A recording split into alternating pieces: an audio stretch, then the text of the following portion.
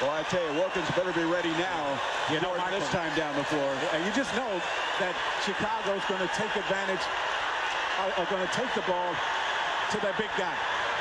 And you just know it. Hard right blocked by Daugherty.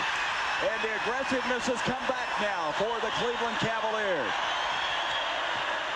Inside 3 minutes, Wilkins from the corner. That's a 2. Cleveland by 2, 96-94, 2:48 to go.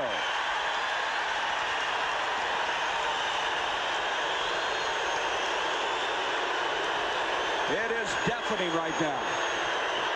Jordan ducks in, gets it to Grant, blocked by Hot Rod, but Grant reloads it. Even at 96. Now we anticipated this kind of game. Chicago made the good effort to get back in it. Cleveland has answered it for now. And the fans are on their feet right now. We have a foul on B.J. Armstrong, reaching out on Brandon. I'll tell you, Brandon has played like a real veteran here tonight. That is a 4th foul on B.J. Armstrong. Well, it's obvious Lenny Wilkins has a lot of confidence in Terrell Brandon to have him on the floor in place of Mark Price right now. Brandon plays big in these situations. That was the 14th foul. One more, and Chicago's over the limit. Cleveland already is in the penalty. Approaching 2 minutes to go. Larry Nance, here's Grant knocking it away. It'll give him 10 seconds on the shot clock. 96-96 again. Cleveland trying to keep the season alive. Chicago trying to win their 7th straight playoff game. 9 if you go back to the last 2 games of the championship finals of last season. Nice job. Nice creating there. Wilkins, that is a 3. Boy, he's hit baseline shots from both sides. And that tells you right there why Terrell Brandon's in the game. Watch the penetration here by Terrell Brandon into the paint. Handles the double team very well, just splits him and finds Wilkins. So Wilkins not only has played well defensively, but he's hit 2 key shots. He's the emotion that the Cavs so desperately need. Got the call from his brother Dominique after game 1 when Michael got 43. They talked about it, and he has played Michael better since then. 1:40 left. Wilkins trying to stay with Michael. He might have gotten a piece of that. Grant tries to pull it down. Jordan comes up with it, changes the shot, and he's fouled. Larry Nance is over there. Is it going to be on Nance? Let's wait and see. Nope, it's going to be on Brad Daugherty. So that's a 5th on Brad. Larry Nance already playing with 5 personals. That's what I thought. I thought maybe he had fouled out, but instead now both Daugherty and Nance with 5.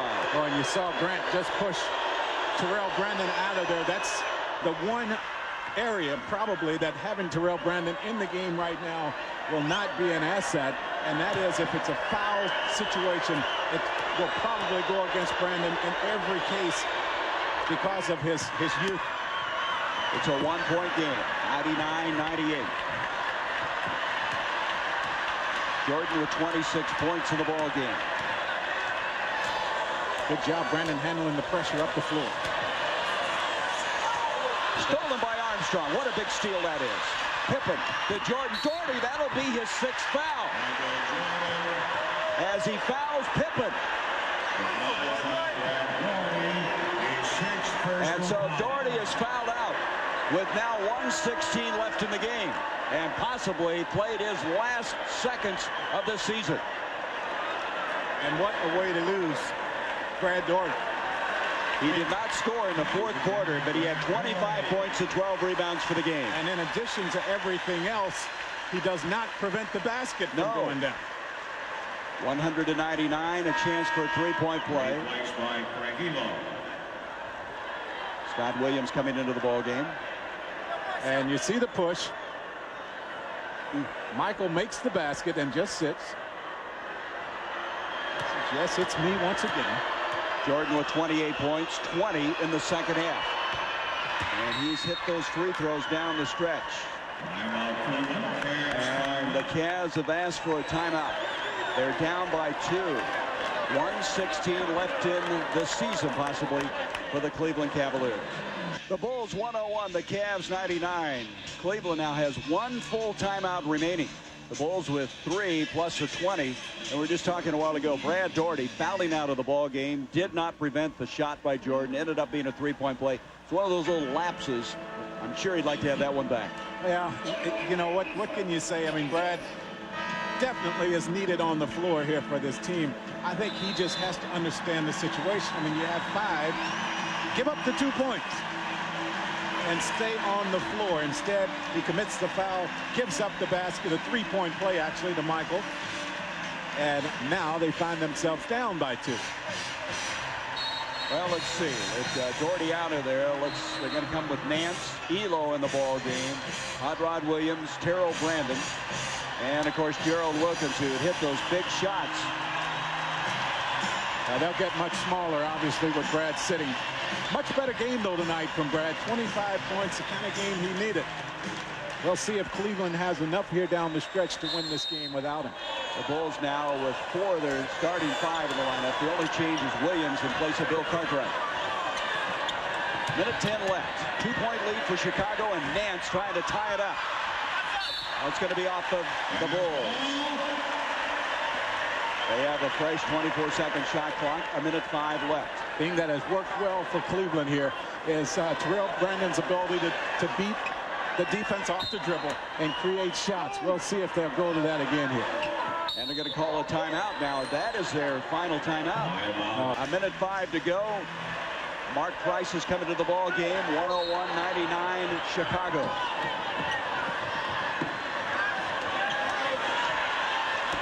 Jordan jumps out on Mark Price. And away from the ball, Horace Grant has committed a foul. Chicago obviously didn't want that. He got tangled up with Larry Nance.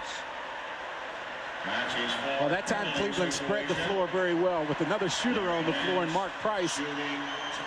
Jordan had to come out. He couldn't lay back in there and try to get set up for the double team.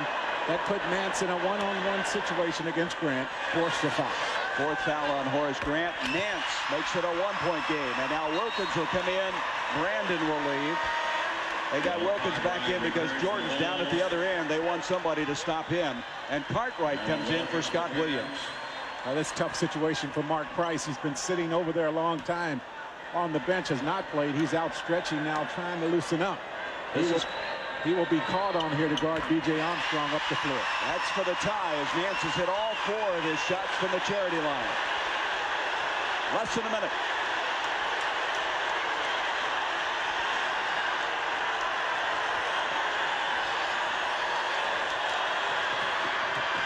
Jordan with 10 seconds on the shot clock. I think Wilkins got a piece of it. Wilkins with excellent defense. Good job defensively. Gerald Wilkins has played tremendously well on both ends of the floor. And Cleveland now with a deadlocked at 101. Runs into all kinds of problems. Elo comes up with it. 8 seconds on the shot clock. Elo not there. Jordan saves it to Grant. Timeout, Chicago. 18.5 left. You know, I was talking about 1989.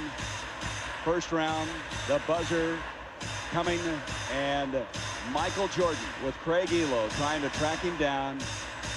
Hits it, and Chicago advanced. You just don't want that to happen. As I say, it's happening. Who's that guy, by the way? And who is that with all the hair? Oh, Doug Collins excited as well. He should be. Of course, Michael's had a career high against these guys, too. He had 69 points against Cleveland in 1990.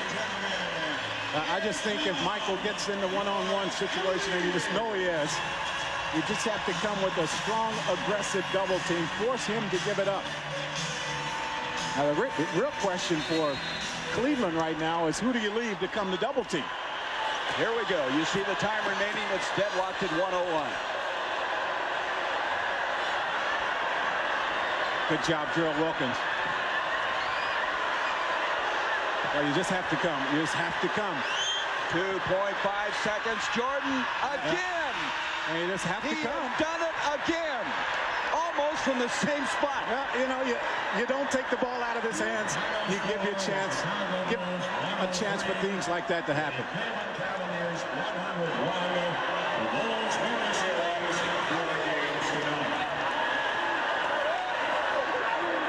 He is amazing. I just think you have to take the ball out of the guy's hand. This has happened far too many times. This series has ended on another remarkable effort by Michael Jordan. At the buzzer. I mean, he just stands there. Cleveland stays back. They don't run anyone at him to force him to give it up. You give him this much time, and this is what's going to happen. 103-101 Chicago, and now they head on to the Eastern Conference Final. And Michael Jordan, just before you hit that shot, we showed your shot in 1969. Well, you know, I had that opportunity. I got to give Gerald Wilkins some credit. You know, he played a hell of a defensive play on me. He made me take a tough shot. You know, I made the tough shot. You know, we won the last shot, and fortunately, it went down for me. Well, let's look at it again. 31 points, Michael. You had 24 in the second half. Let's look at it once again. Well, he knocks the ball away right here, which kind of knocks my rhythm off, and then I just had to back him up, and I saw a hot rod coming, and you know, I knew I had 3 seconds and I had to get a shot off. Michael, I said before the play even developed, everyone, of course, knew it was going to go to you. I said you have to come over, force Michael to give the ball up. Once again, they didn't do that. They give you the chance to win the game again. Well, I was very surprised that they, you know, once I got the ball, it was 7 seconds. They didn't send someone over to double team me. And it gave me some room to work. And by the time they sent a second guy over there, you know, I had the room for the shot. Well, Michael, you said, I want to take care of business. I want to end this thing, get healthy, and get ready for the final. Will you accomplish that? Well, you know, it was a good win for us. You know, we really squandered away a lot of opportunities early, but we stayed in there. We hung in there defensively. We got back into the ball game, and you got to give everyone credit, not just myself, but the team. We really have been playing good basketball up to this point. Well, the last 2 games, you started kind of tentatively with that wrist. But yeah. As the game wears on, you seem to get it all back together. I'm having a tough time getting it loose early. You know, I'm thinking about it more than I want to. And finally, in the second half, I just let it go, you know. And you know, I got to get healthy so I don't think about it in the first half. I got to get out of the blocks quicker. Now, Michael, I know you haven't had a chance to think about this, but you look to the next round. The Knicks and Charlotte in a very tough series. Which of those 2 teams would you rather play against? I think I know the answer, but I want to hear it from you. Well, I think most people would pick the Charlotte Hornets, but you know, I think that the challenge is there with the Knicks, and we look forward to the challenge. It's not going to be easy. You know, they got the home court advantage. They got a very talented team.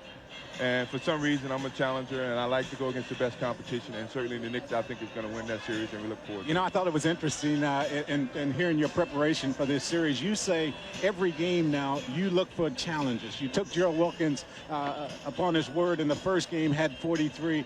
You wanted everyone else to get involved in game 2. It seems every game you do something differently. What is your motivation for this next series?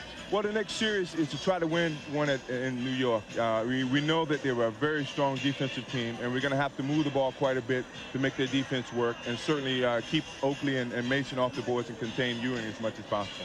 Well, you guys haven't lost yet in the playoffs. Well, we're playing good, and you know, we just got to take it game by game. Michael, thanks for coming over. Thank you. All right.